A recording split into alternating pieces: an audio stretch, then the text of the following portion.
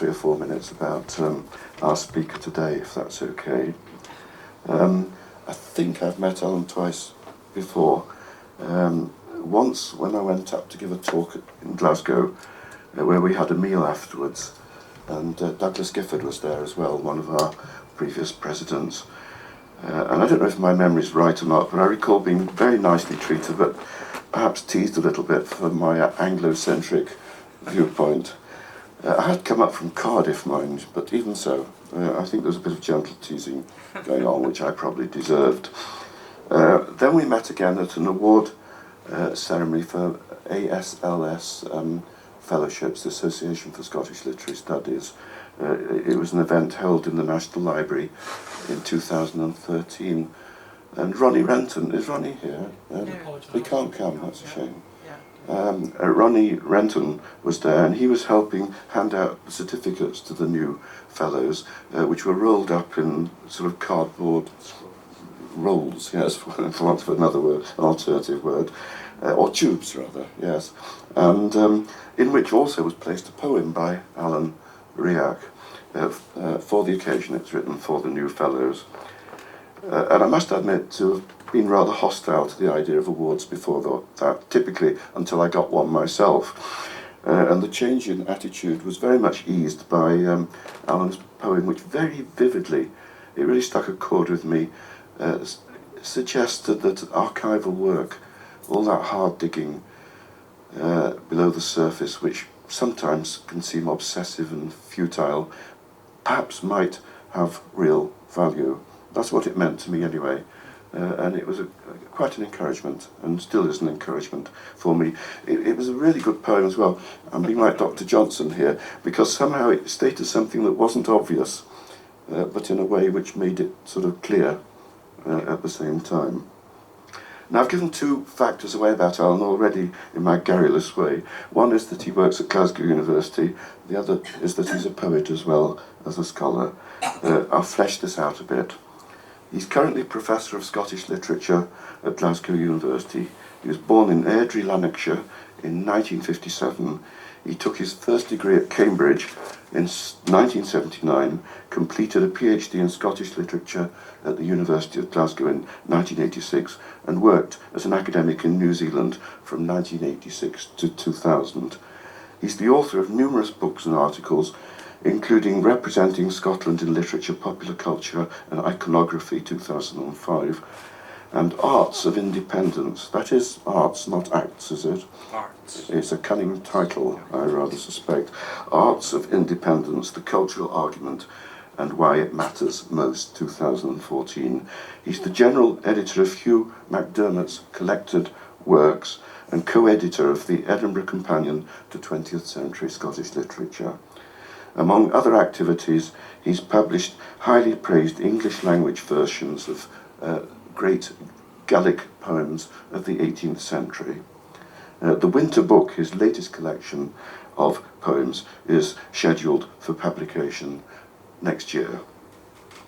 His talk today, you haven't got your title up there, so I'll say it, is Scott, World Literature and the Prospect of Scotland. It promises a wide-sweeping assessment of Walter Scott's cultural significance. Unlike a number of other Scott scholars, my close colleagues, I can usually, before they give a talk, guess pretty much what they're going to say and what their slant is. With Alan, in the case of Scott at least, I'm not quite sure what it is, what it's going to be. So that gives me a double reason for looking forward to what's in store for us this evening. Alan. Okay.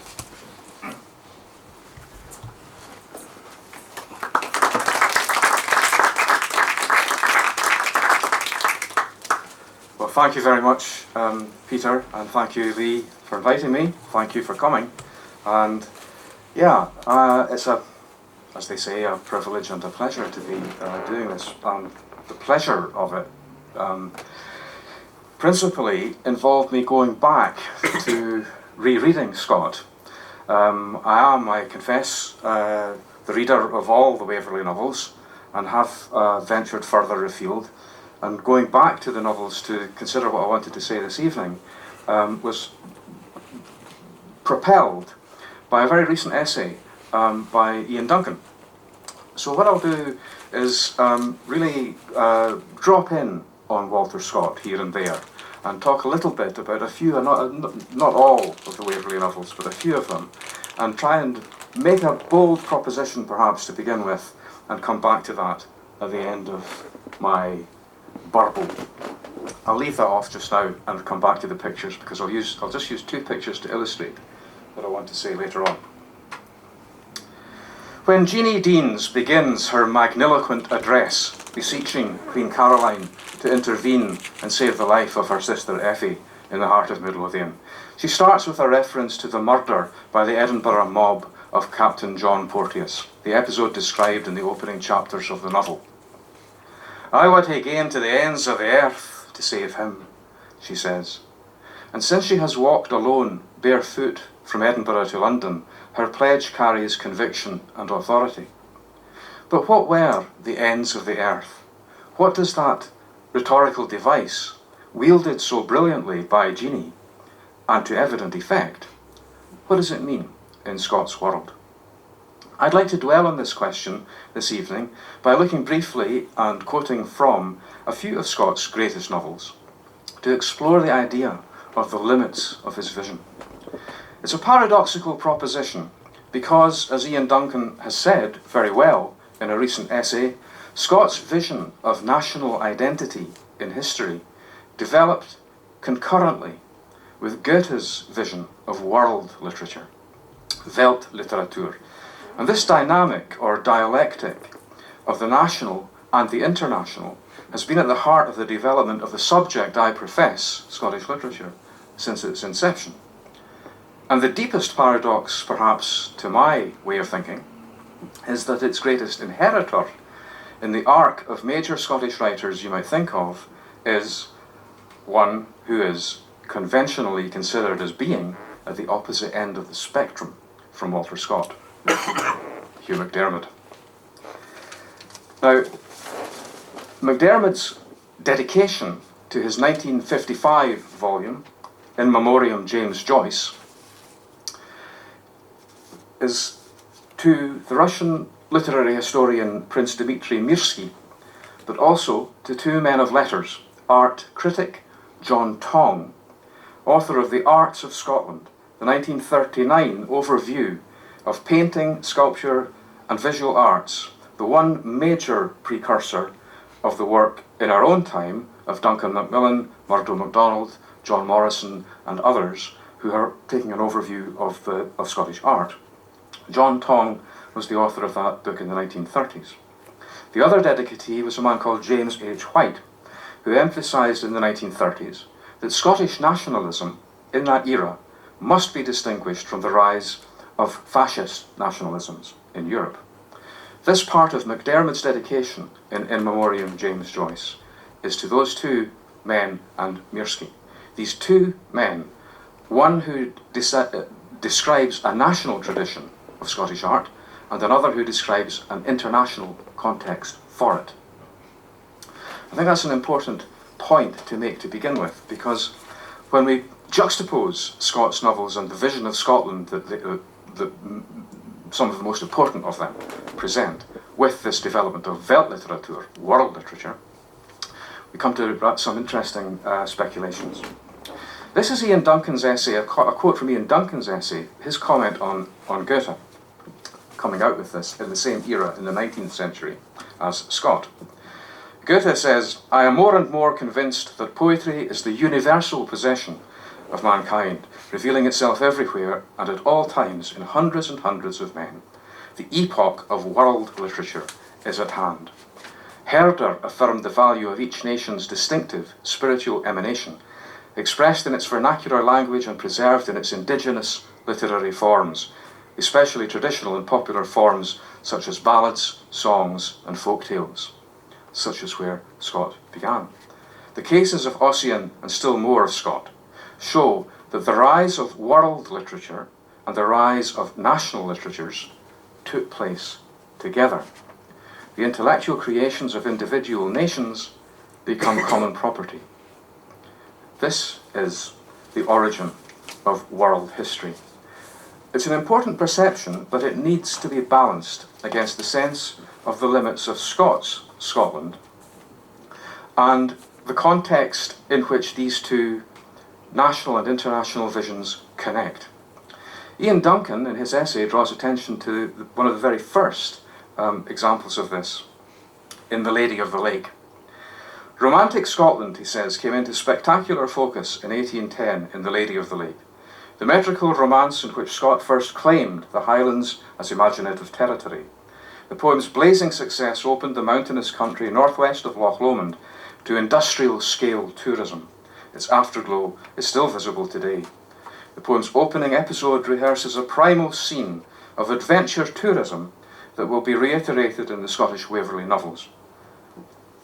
In this case, it's James Fitzjames, but in a sense he also stands for a young man of many shapes and sizes. His name could be Edward Waverley, Guy Mannering, Frank Osbaldistone, Darcy Latimer, who wanders into remote, unfamiliar territory, enters a secret country. The huntsman in the poem, in The Lady of the Lake, James Fitzjames, pursues a stag into a terra incognita of wild forests, lakes and mountains, and it conjures up a dust cloud of local names: Menteith, Bachard, Aberfoyle, Benvenue. Except, now this is Ian Duncan's final point I want to make, to quote, except that this is not exactly what Fitzjames sees, or what the poem asks us to imagine. He pauses to look at the country. Something stranger spreads out before his eyes. Within the dark ravines below, where twined the path in shadow hid, round many a rocky pyramid, shooting abruptly from the dell its thunder-splintered pinnacle, round many an insulated mass, the native bulwarks of the pass, huge as the tower which builders vain, presumptuous, piled on Shinar's plain, which is the Tower of Babel, which when it collapses gives rise to languages and nations. The rocky summits, split and rent, formed turret, dome or battlement, or seemed fantastically set with cupola or minaret, wild crests as pagod ever decked, or mosque of Eastern architect. Fitzjames gazes upon a fantastic geography that heaves forth exotic, not indigenous, architectural forms. Gothic spires and turrets, Egyptian pyramids, Chinese pagodas, Moorish or Turkish minarets and mosques surge up in the archetypal shadow of that monstrous first skyscraper raised and ruined on the plain of Shinar, the Tower of Babel. The Trossachs expand before Fitzjames's eyes, and in our imagination as a geological cauldron or matrix of world history. Pyramid, minaret, mosque, pagoda, erupting from the landscape, are the architectures of non-Western heterodox civilizations with genealogies independent of classical and Christian Europe. The plain of Shinar marks, after all, the origin of world history. So within this double vision of Scotland, and as it expands into later novels which go further in various directions, and I won't dwell on them so much today, but in this double vision of the Scottish novels and the vision of Scotland and the international vision which conspires to create this long legacy of world literature, we have this origin of world history. Pause then for a moment with the limits of Scott's vision in terms of Scotland. Well, how far can you go north, and what happens? And how far can you go south, and what happens? From the Ultima Thule of the pirates' Shetland to the treacherous Solway of Darcy Latimer's tidal border waterland in the south. This is the opening of The Pirate. That long, narrow and irregular island, usually called the mainland of Shetland, terminates, as is well known to the mariners who navigate the stormy seas which surround the Thule of the ancients, in a cliff of immense height entitled Sombre Head, which presents its bare scalp and naked sides to the weight of a tremendous surge, forming the extreme point of the isle to the southeast. Pause on that. In other words, this is the southernmost headland of the main island of the northernmost archipelago. In other words, we have travelled far to come here, and to look back. Maybe we've come far enough. It's a vision of far distance, the ends of the earth indeed.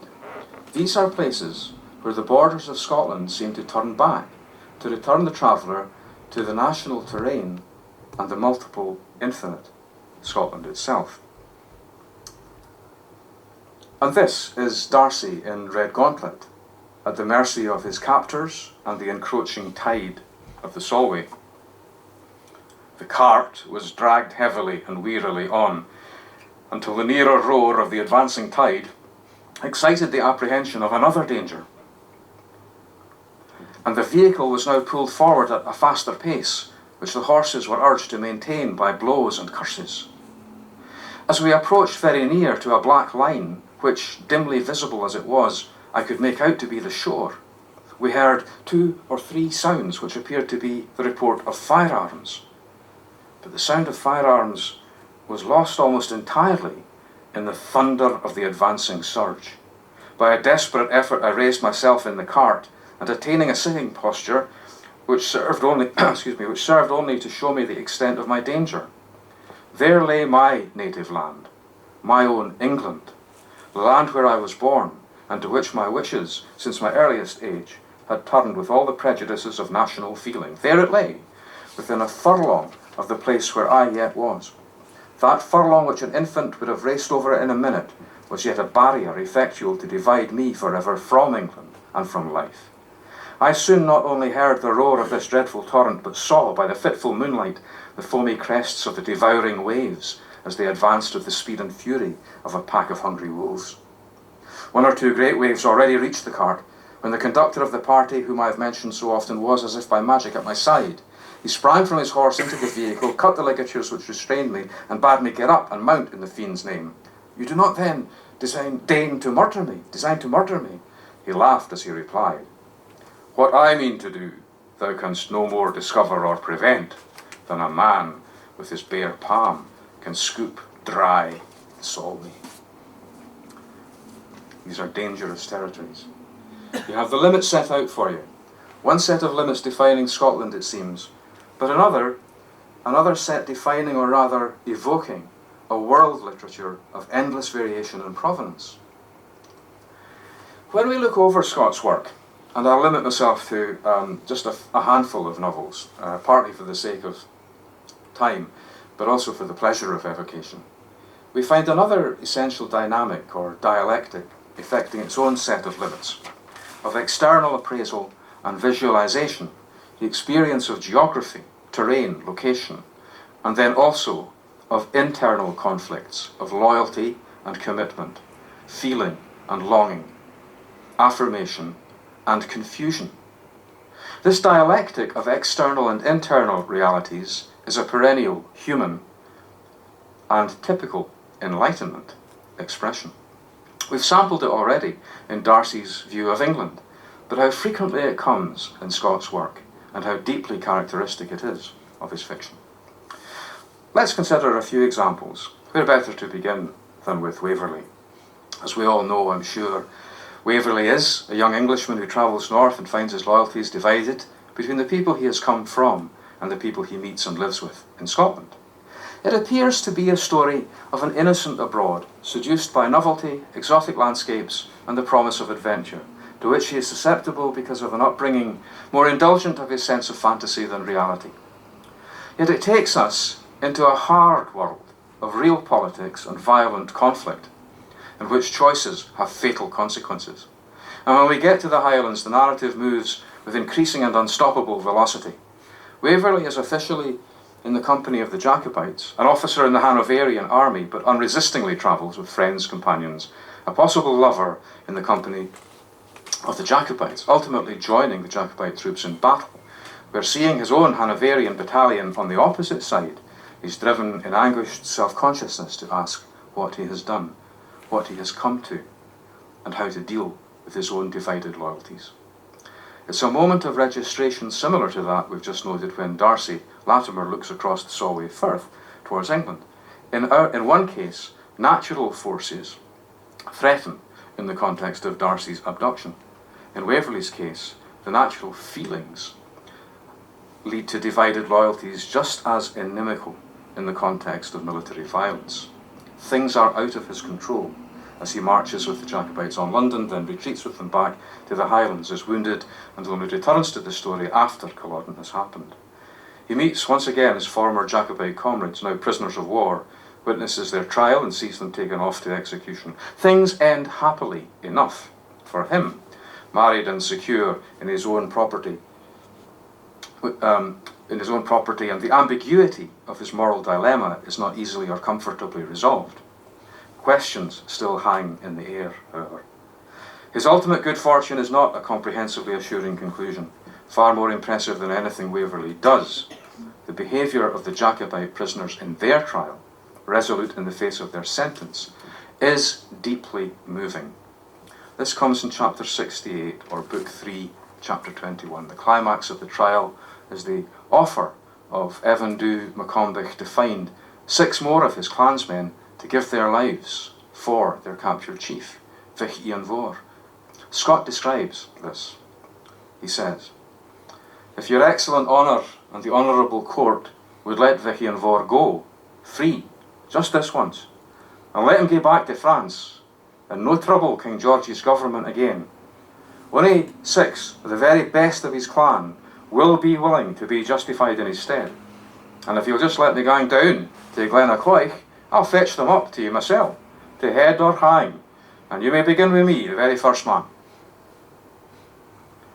Notwithstanding the solemnity of the occasion, a sort of laugh was heard in the court at the extraordinary nature of the proposal. The judge checked this indecency, and Evan, looking sternly around, when the murmur abated, "If the Saxon gentlemen are laughing," he said, "because a poor man such as me thinks my life, or the life of 6 of my degree, is worth that of Vich Ian Vor, it's like enough they may be very right.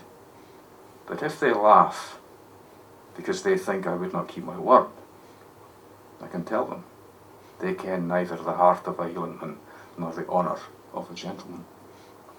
There was no further inclination to laugh among the audience, and a dead silence ensued.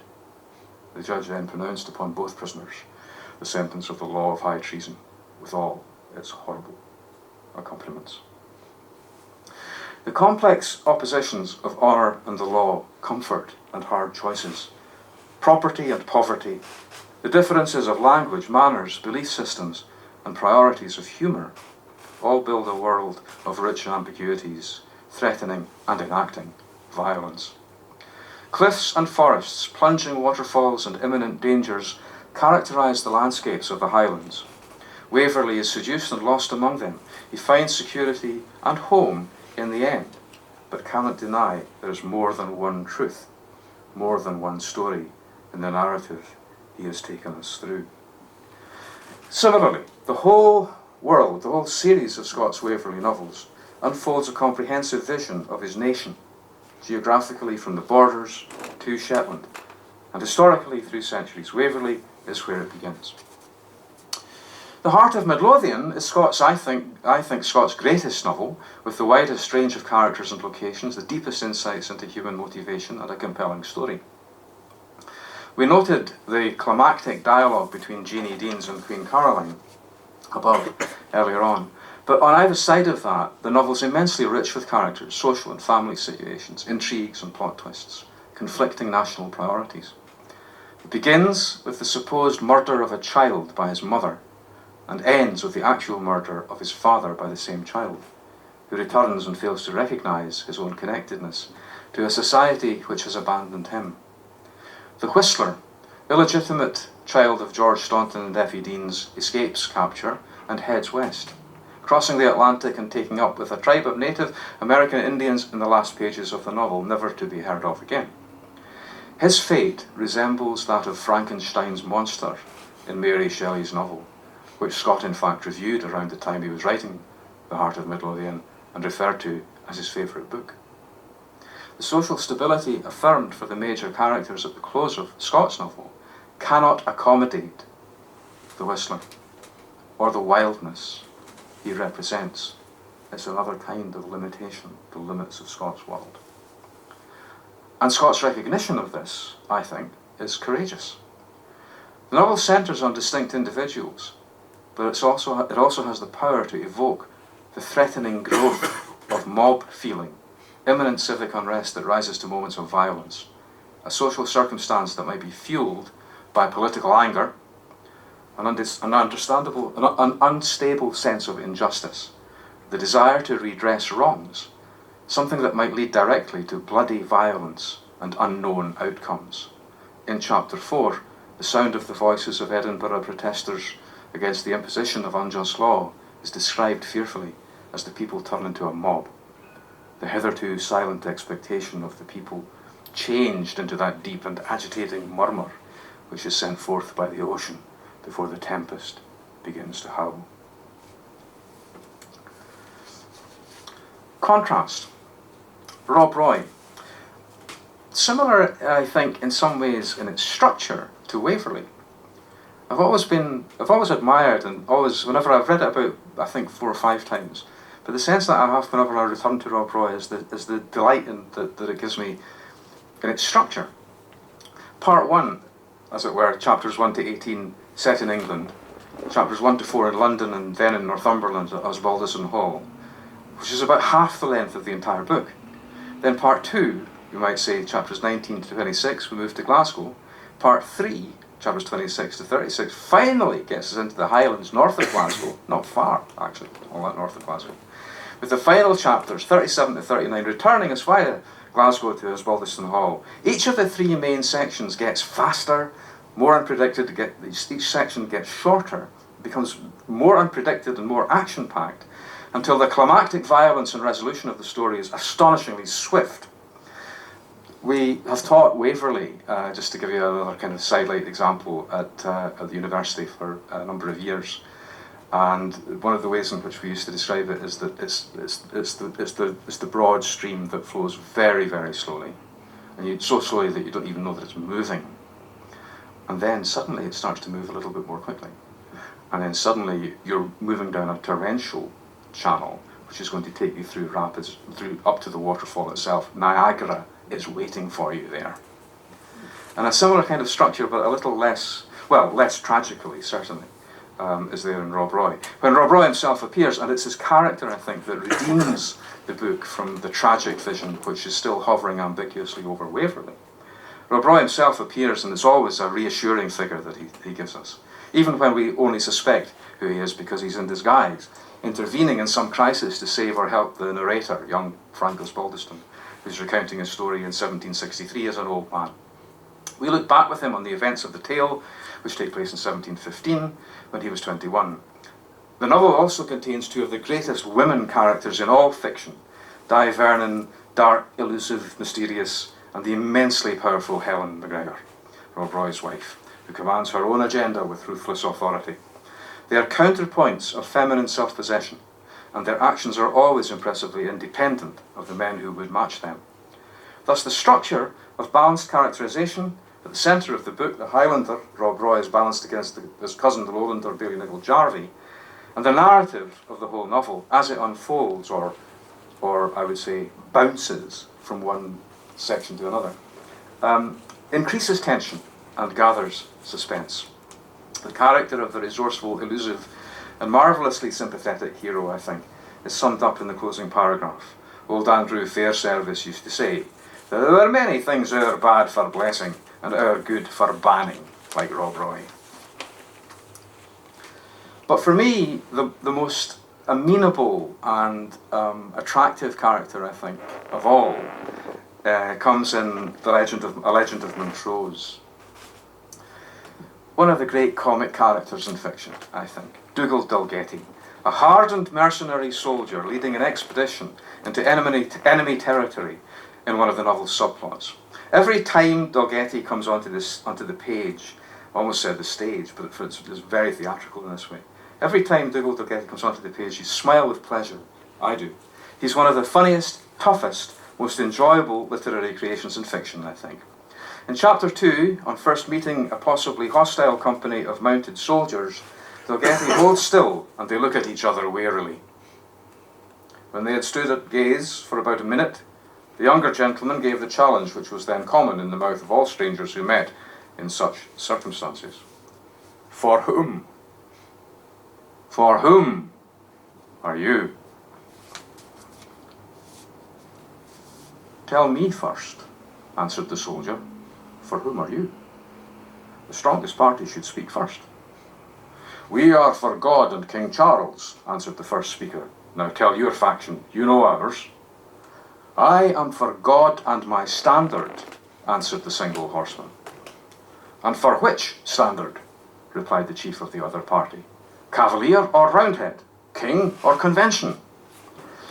By my troth, sir, answered the soldier, I would be loath to reply to you with an untruth, as a thing unbecoming a cavalier of fortune and a soldier.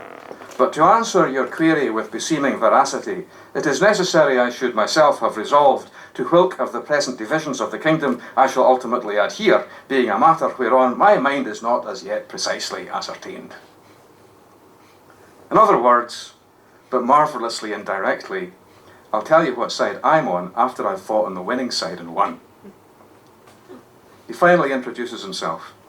My name is Dalgetty, Dugald Dalgetty, Writ Master Dugald Dalgetty of Drumthwacket, at your honourable service to command. It's a name you may have seen in Gallo Belgicus, the Swedish intelligencer, or if you read High Dutch, in the Vliegenden Mercure of Leipzig, a cavalier of fortune. Later, in chapter 6, after spending the night with his new acquaintances in a castle, Lord Menteith addresses him again. Captain Dalgetty, said Lord Menteith, the time has come that we must part, or become comrades in service. Not before breakfast, I hope. Dalgetty earns his chosen loyalties, but not at the expense of self-preservation, and though he has his own integrity, as the story will show, his appetite and sense of the value of comfort is part of his character too. Perhaps this aspect of his character foreshadows that of George MacDonald Fraser's anti-hero Flashman in the series of novels written mainly in the last 3 decades of the 20th century. I've often wondered about the curious sequence of events that led Scott to the writing of Red Gauntlet, which we quoted from earlier on. He was elected, as you all know, I'm sure, to the presidency of the Royal Society of Edinburgh in 1820, and in 1822 he was central in organising the first visit of the Hanoverian monarch to Scotland, and King George IV made a grand tour of Edinburgh in a spectacle of flamboyant pageantry. In the aftermath of such successful public performance, Scott wrote that most poignant of his novels, Red Gauntlet. Just as Rob Roy is set in 1715, first Jacobite Rising, and Waverley during the second in 1745, Red Gauntlet takes place, as you know, during a third, apparently entirely fictional approach to a rising that never happens in 1765. There are wild things going on in the dangerous borderlands around the Solway Firth, where the tidal estuary comes and goes with such speed that anyone caught on the sands at the wrong moment may drown in a matter of minutes, as we have seen. The specific geography stands for the general atmosphere of risk. Quick movement is required. Uncertainty everywhere. A bit like the political situation today. Uncertainty is a tactic. Embedded in the novel is Wandering Willie's Tale, a self-contained short story in Scots, which delivers the sense that rational explanation covers up the unanswerable mysteries of a hellish world that lies beneath, but its legacies carry on through future generations. Sleep of reason produces monsters. The ambiguities encountered here are, to generalise, and when I say ambiguities, I'm just going back to the proposition that I began with, the ambiguities of the internal and the external, of divided loyalties and of feelings of belonging. They are encountered, I think, in great subtlety and with great investment of sympathy and curiosity in Scott's work as a whole. But to generalise, in Scott's afterlives, their revaluation has had to wait until recent scholarly work and the new edition and the work of Peter himself and others who have been involved in providing the material by which a reappraisal of Scott, as well as a reappraisal, but by which further reappraisal of Scott might be done. It's encouraged this new edition and the new, in a way, the cleansing of the opposition to Scott, which I'll just touch on briefly in a moment, has been moved on from, so that we have now the possibility of a vital and comprehensive reappraisal. Two examples of the exaggerations that happen in the afterlives. The great composer, I think, a great composer, not a great composer, but a considerably great composer, Hamish MacCunn, in his opera Jeannie Deans, produced a rich and concentrated version of The Heart of Midlothian, packed with beautiful orchestration, which highlights and develops the individual characters and the dramatic developments of the story. Among numerous songs in the opera, especially notable are Effie's aria of longing for her home. When she's locked up in prison awaiting trial on the charge of murdering her own child, she sings a song including these words, "Oh, would that I again could see the little cot that sheltered me." No trace of sentimentality attaches to the feeling. The song accentuates but does not exaggerate the quality of the character. She protests her innocence, and the lyrical tenderness of the song is convincing testament to the quality of her feeling. And there are numerous examples of MacCunn's technical proficiency and subtlety in the extracts from the opera that are available on CD. Now, the full opera isn't yet available. It should be. The other pieces collected on the CD of music by Hamish MacCunn include the breathtakingly splendid setting of Scott's famous lines from The Lay of the Last Minstrel. "Breathes there the man with soul so dead, who never to himself hath said, this is my own, my native land." That assertion, as we've seen in the novels, is riddled with ambiguity and dividedness. The assertion in the poem, as it comes here and in MacCunn's setting, is propelled by conviction. It's marvellous, but it's an exaggeration of one aspect of what Scott has written, especially when the full orchestra comes ravishingly in with "O Caledonia, stern and wild, meet nurse for a poetic child, land of brown heath and shaggy wood, land of the mountain and the flood." Gloriously affirmative as MacCunn's orchestral setting remains, it was part of a development of defining Scott, which led to a counter-reaction, a reaction against the certainties and assurances he seemed to represent. An inaccurate, or at least a far from comprehensive or subtle understanding of what Scott is about, the total prospect of Scotland in Scott's work. Three things, I think, lowered his status in the first half of the 20th century. Modernism, in its various formulations in the aftermath of the First World War, had no time for him.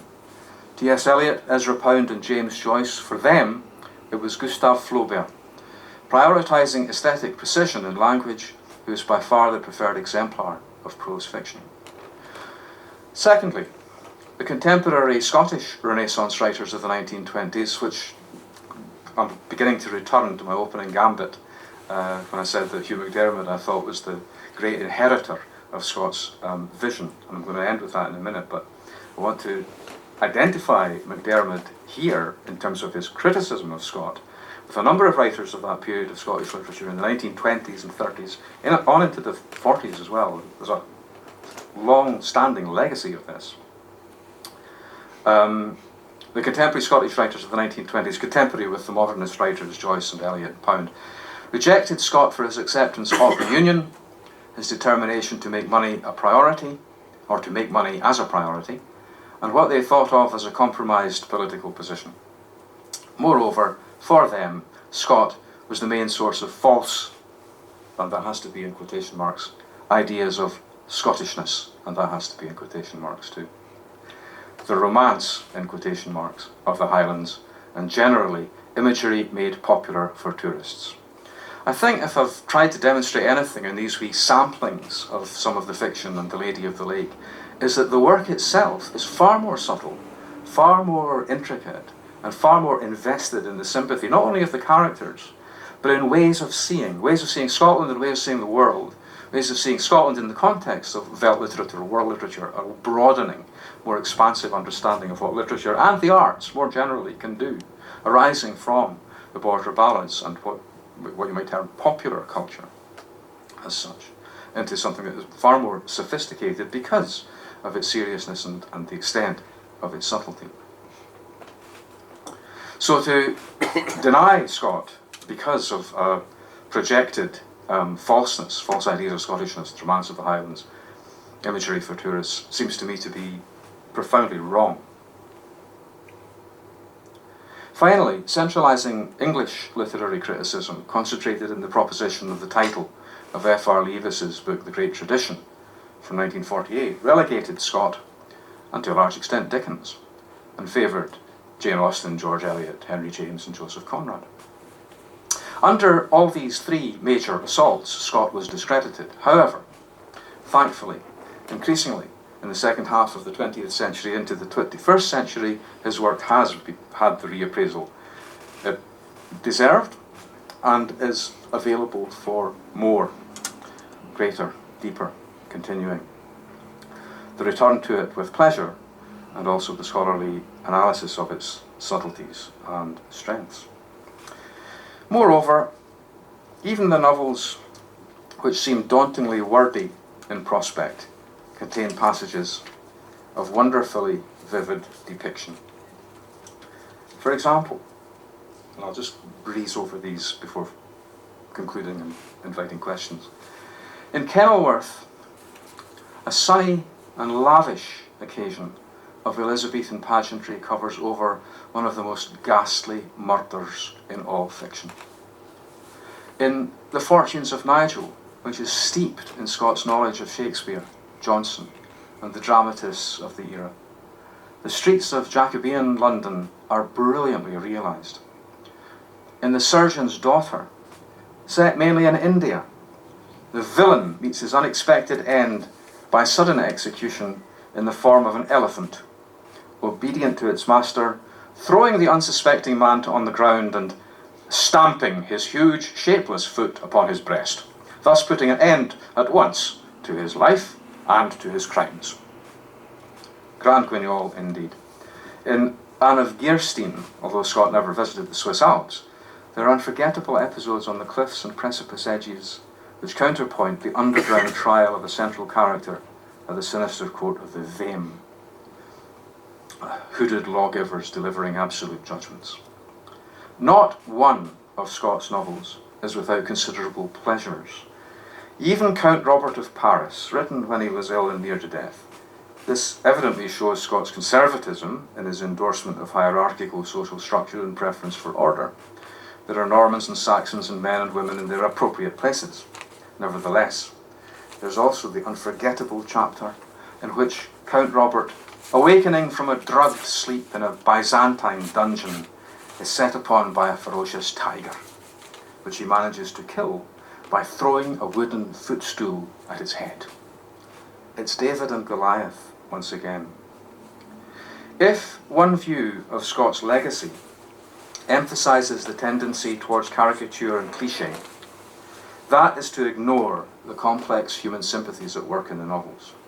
Their basic premise is bewilderment, and the struggles to reach through that to a kind of understanding, stability and justice. The conclusions of many of his novels are records of compromise, failure, or tragic loss. His aspiration was towards hopeful accommodation, but his vision, I think, was, in a sense, tragic.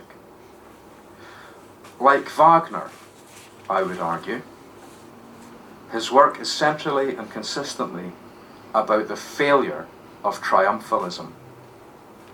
And like Sibelius, I would argue, it is equally about the pathos of the epic effort. His aspiration was towards hopeful accommodation, but as I said, in a sense, his vision was tragic. In discovering the difficulties of contradictory loyalties and sympathies, the main character so often discovers his own depths of sympathy, and while longing for romantic flair and absolute commitment, chooses economic stability and social compromise. The rewards of security follow in consequence with an adult understanding of sorrow for that which has been lost and remains unreclaimable.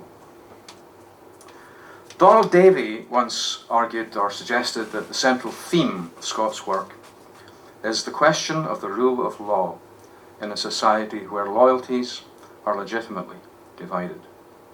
Again, pretty pertinent to today. So moving beyond Eliot and McDermott and Leavis's criticisms, and if I can do it, the technology is with us, what I was going to show you, just to illustrate the shift across the centuries pictorially. I'm sure you'll be familiar with this great painting just across the road in the National Galleries, which are being built in the painting. The Norloch is being drained. Conspicuous by its absence is the Scott Monument. And the Waverley Station, of course, is still to be built. So this painting by Alexander Naismith comes from the 1820s.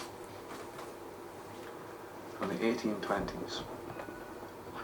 And it's a painting full of bustle, full of activity, full of the coming of commerce and a positive vision for the future. It's full of construction, of building, of creation, of newness. The old town is disappearing over the horizon. The castle isn't even in the picture. Mist is coming down on the aged. The new buildings are bright in the light.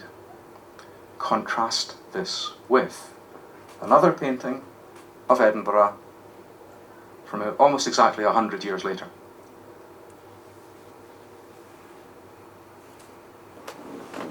This painting by William Crozier, which isn't always on display, but it's down there in the Gallery of Modern Art, is painted from the diametrically opposite position. If you imagine Naismith painting from the northwest, looking southeast, Crozier's interest comes from the southeast, looking northwest. He's looking over the old town, a populated cityscape. It's a modern painting. He knows, he's seen as Cézanne, he knows about Cubism. It's not a Cubist painting as such, but he knows what these things mean, what modern painting is.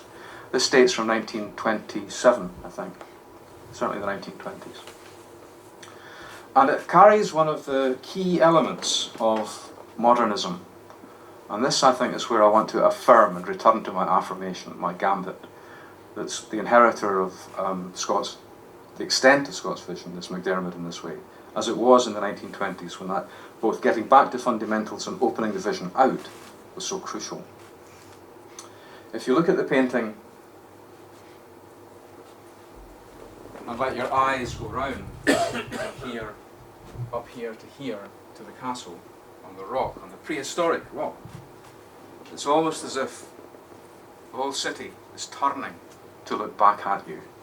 In the same way as Picasso's Demoiselle d'Avignon or any of the great modernist works of literature or art or music, Stravinsky's Rite of Spring or Joyce's Ulysses, or McDermott's short lyrics and Scott's from the 1920s, and F.G. Scott's settings of them. The painting, like all great modernist art, is asking the viewer, what do you think you're looking at? And what do you want of what you see? This is not simply there for your delectation, it's there for your intellectual consideration, which involves history and involves the future. So moving beyond Eliot and Leavis and McDermott, I began by will end now by coming back to what I take to be this affinity between Scott's vision of the prospect of Scotland in the international and Welt literature context, the contemporaneous vision and development since then of the idea of world literature. Not a homogenized English language conformity, but a Joycean multiplicity, a multivalent world of nationalities, languages, cultural identities coexisting across centuries. I suggested right at the beginning that the most vitalizing inheritor of the scale and scope of potential inherent in this vision was McDermott, not, as I say, in his criticism, in his critical appraisal, but in the matter of his vision. Just as Scott's border boyhood and Edinburgh training and his comprehensive sense of Scotland encompassing the country from Solway to Shetland, so too MacDiarmid's love for his native Dumfriesshire and his experience of the hard places of extreme poverty in farthest geographical territories in Shetland are a key to his work. Of Dumfriesshire he once wrote, "I had the fortune to live as a boy in a world all column and coloured de roy, as gin I'd had Mars for the land of my birth instead of the earth.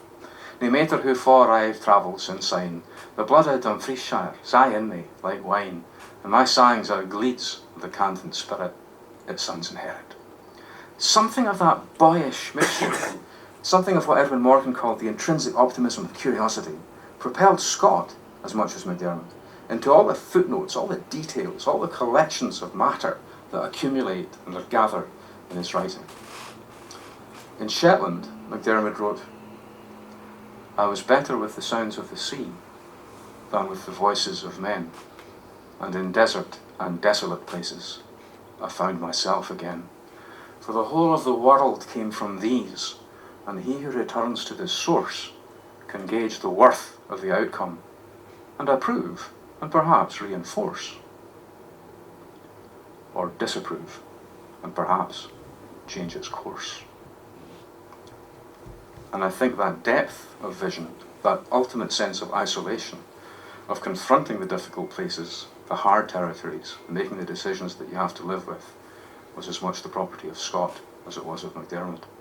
And we are enriched by a rereading and a reconsideration of both of them in the contexts both of Scottish literature and of international vet literature, world literature as well. Thank you.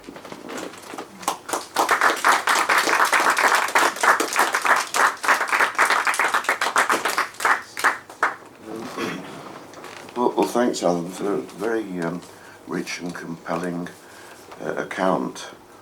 And among other things, I really did enjoy your reading from Scott, and I had a little glimmer that perhaps we'd capture you, keep you here, and make you read the whole of the Waverley novels into one of Lee's devices for posterity. But we're not going to, don't worry. And as far as I could understand it, some of the things you were saying tied in with our previous speaker, who was your colleague Murray Pittock, and that was about the two forces, and they're very much present with us today. And perhaps don't hold back, if you don't mind, to talk about contemporary events, because they're there shadowing all the things that have been talked about. But the sort of, as it were, contrary forces of a desire to belong and for locality, and the meaning and reassurance of locality on the one hand, and the international, and to move outward on the other. And you did remind me that Scott was both these. You know, to some extent, he closes back on himself and comes back to Scotland. Not always. Jeannie Jeans didn't. At the same time, his own life, although he didn't go around like Byron did, he didn't have the means. But he did, once offered a chance, he move and go places. Shetland, on the Lighthouse yacht in 1814, having just written Waverley, for instance, at the end of his life, to Malta and Naples, and he wanted to go on to Germany. He was ultra conscious of the international world out there, of world literature, as well as national literature. And I think you brought that to view very well. And I'm sure people want to ask questions about those, or perhaps other matters. Sure. Sure, I'm very happy if anybody would like to ask questions or offer speculations coming from the prompts that I tentatively made. I was interested that you compared Rob Roy and Waverley to a stream, a brook, that just rapidly took over. I've always struggled to explain to the non-Scott fan how to approach Scott, and that's a really good way of hooking them in.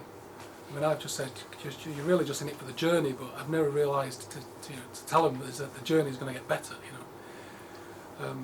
I did meet somebody the other day who was a MacGregor and was ashamed that he hadn't read Rob Roy. He'd started it and give up. He said he just couldn't cope with the style of language. so I was trying to give some assurance, but the only thing I could come up with was that maybe the novel, I'd heard or read somewhere that the novel, the title of the novel was given to him by his publisher, and I wondered what title Scott would have given it, you know, because it's, by presenting it as Rob Roy, it's actually scaring the average reader. I found this guy was traumatised by it and wouldn't want to touch any more Scott. So I just wondered, would it be retitled academically? Because I don't wish more people to be traumatised by attempting to read Scott. I want them to find the joy in Scott, and it's just an issue to address. So I wonder. I've always liked the title. I mean, it always seems to me that Rob Roy is elusive, and his elusiveness in the novel is part of the fun of the title. And I'd be fascinated to find out what caused the trauma exactly, because, you know, many of our students, I have to say, I'm not long back from India, where the very first courses in Scottish literature were being taught at the University of Bankura, which is 7 hours on the Dodgems, west of Kolkata. Waverley was a set text. There's 23 postgraduate students, fluent enough in English, but coming to this with a great appetite for knowledge, wanting to know, wanting to read, but completely unfamiliar with Scott and with Waverley. And the sense that I had there was there was plenty of opportunity for trauma, but it wasn't the case. They wanted to know how to locate the novel, how to locate Scott. They wanted some kind of contextualizing securities that would allow them to connect it with their own experience. So all of that was, I think that's partly a challenge that arises from the reception since the early 20th century that has pushed Scott away, because he's not Flaubert, and you can't read him in the kind of meticulous detail that you do, that Eliot and Pound and Joyce particularly did with Flaubert, which I think is wrong, because there are also passages, great passages in Scott, where individual phrases, sentences, words are as subtle and nuanced as they are in Flaubert. I don't have that sense. I've never been really convinced that the big bow wow is all there is to him. Absolutely not. It's much more.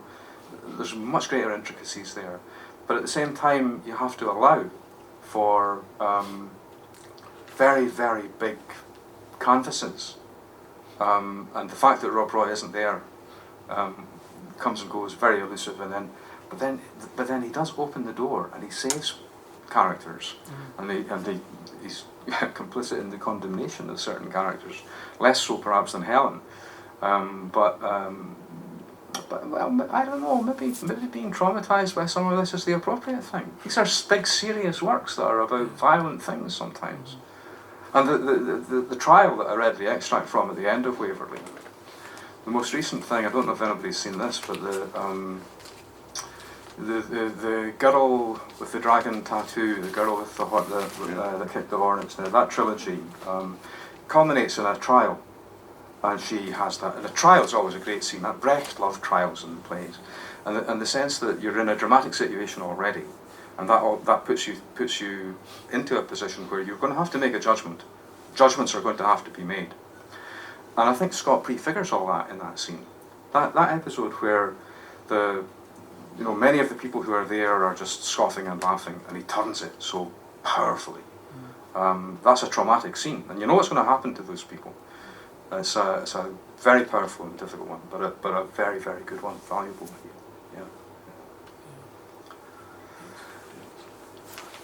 Thinking about your work in India is making me think about how great artists say something that's universal, but it's usually rooted in a specific place at time. Yeah, that's right. I think that's absolutely true. And that was what your Indian students needed to find, perhaps. Yeah, they wanted. I asked what they wanted me to do. It was the course started in January, and it began with a conference.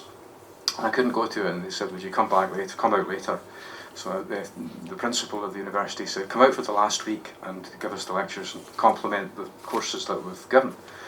So their set texts were Waverley, Kidnapped, Peter Pan, and The Prime of Miss Jean Brodie. So I went out with parcels of books and lots of poetry, because that could be taught more quickly and directly and intimately. And they also wanted the story of Gaelic literature.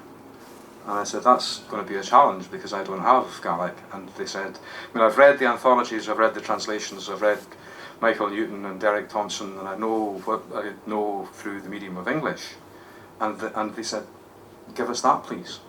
From our point of view, the story of Gaelic literature is essential to the story of Scottish literature. Even if you don't have the language, you need to know what it's about. And that was an approach. And then it was right from then to the modern times. So exactly that. If you're looking at Gaelic from pre-Christian times, you're looking at a polytheistic culture. And it's encountering a polytheistic culture in India. So there are bound to be places of connection.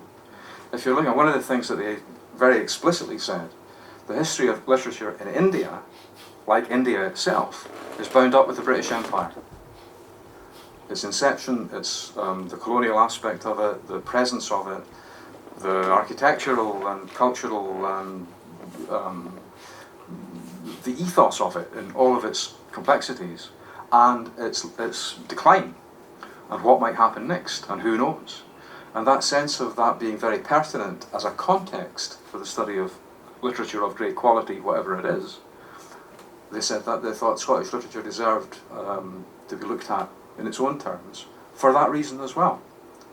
So I think you're right. I mean, the universal aspects of it that I was pointing to, like with Dougal Dalgetty or with Jeannie Deans, or I mean, there's innumerable Shakespearean riches in terms of characters and situations that you could refer to or dramatise that would be, immediately recognisable simply in terms of being human. But they're also deeply contextualised in all of those places, and that's also part of the challenge in the study of it. Thanks. Yeah.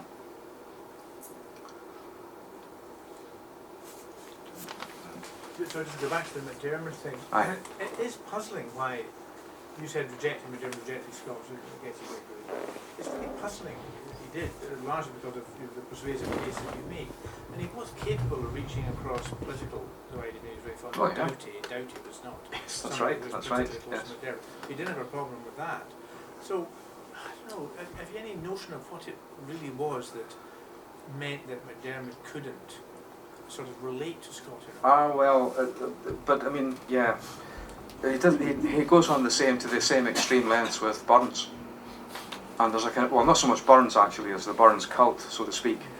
And I think that's the key to the response to Scott. I'm not at all convinced that McDermott really read Scott. You know?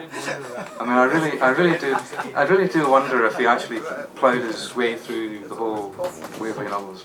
I mean, I'm sure that he did read some Scott, and I'm sure that he made up his mind about Scott through all kinds of approaches. But I think it's perfectly natural in a way that he didn't, because the kind of reading we do now is actually a very different kind of thing to the context in which Scott and Burns very often, and not many others, were read when McDermott was growing up at the end of the 19th century and the beginning of the 20th century. And I think what you might call a prejudice in McDermott against these iconic figures, and it's not just McDermott, Edward Muir as well, other writers of that era are pretty critical and pretty hostile. And I think it's because of an ethos that they felt compelled to oppose. And I think the legacy of that, by and large, has been good, because we are no longer comfortable with the conventional attitudes to that. We want the scholarship, we want the reappraisal to happen more seriously and more deeply and more sensitively. And by that token, we can also criticise McDermott and Muir for being superficial, or, well, they're not flippant exactly, but they can be pretty violent and sharp. And we can identify that and mark it out. I mean, what is it now? So McDermott appeared in 1922. It's more than 60 years since. So it's we can historicise all of that very capably now, and not follow it blindly. You don't have to believe everything McDermott says. I think there's also a physical reason. If me or McDermott had wanted to read Scott, they'd almost certainly have gone to one of those Edwardian editions, you know, with all the illustrations of Victorian kilts and so on, and the gilt bindings, and really making it look very antiquated. It's the weight of it, isn't it? Yes, it's the sense that you're under that weight, rather than the kind of precision or you know, Ezra Pound's great phrase about modernist poetry: compose in the sequence of the musical phrase, not in the sequence of the metronome. Don't do it like that.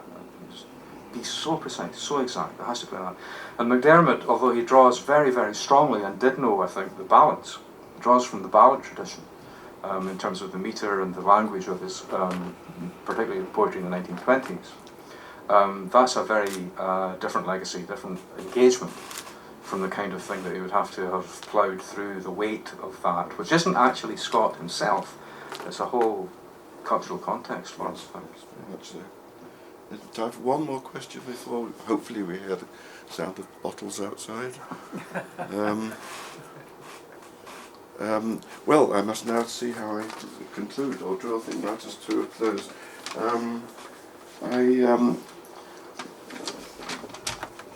Perhaps the best thing is just to make a few announcements about the club. The next event is the laying of a wreath in memory of Scott at Dryborough Abbey by Alistair Hutton, our retiring chair, on the 21st of September at 12:30, midday. Our next talk is the joint lecture with the Edinburgh University English Department in the Advocates Library, a splendid and very apposite setting, at 6:15 on Thursday the 6th of October. The speaker will be Professor Nigel Leask, again from Glasgow. We've really called on Glasgow University in recent months, and his talk will be on Scott's antiquary and the Ossian controversy. It ties in, I believe, correct me if I'm wrong, Louise, with a conference on antiquarianism which is taking place at much the same time. Well, our event is on the Thursday evening, and I'm going to send an email round actually about this. And then on the Friday, the Scottish Society of Antiquaries is having a conference here in Edinburgh at the National Museum, and that then carries on at Abbotsford the following day. Yes. So it's a 2-day conference, Friday and Saturday.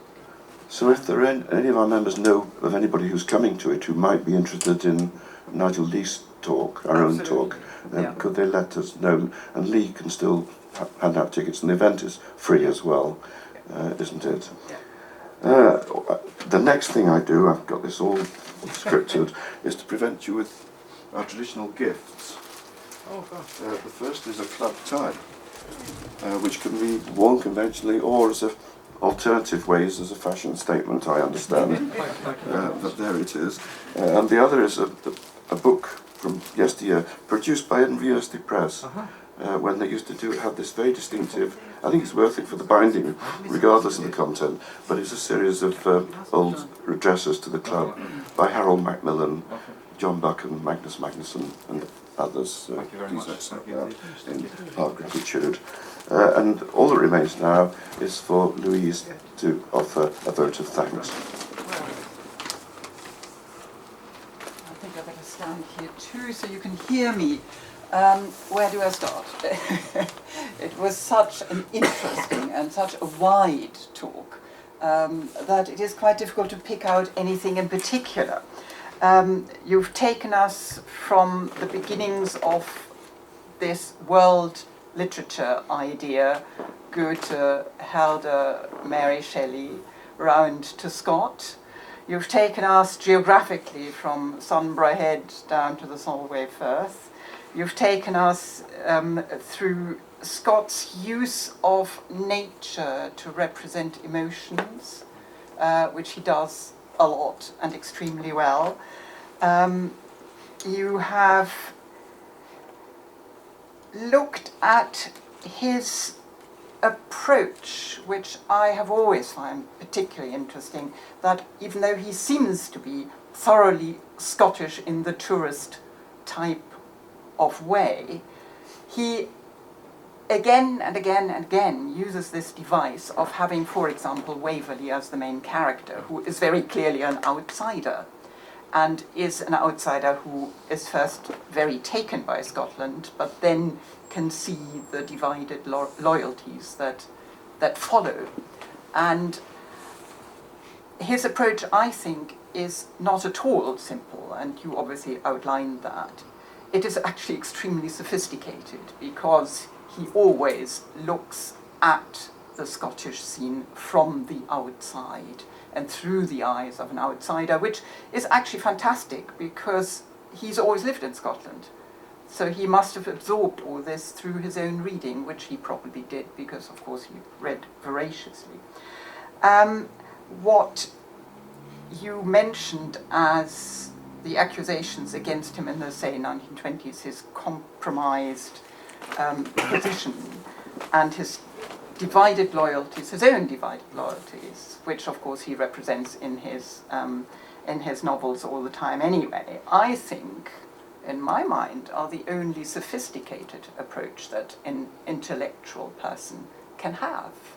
Because once it's all clear and there are no divisions and there are no doubts, it's actually probably quite primitive. And he certainly wasn't that.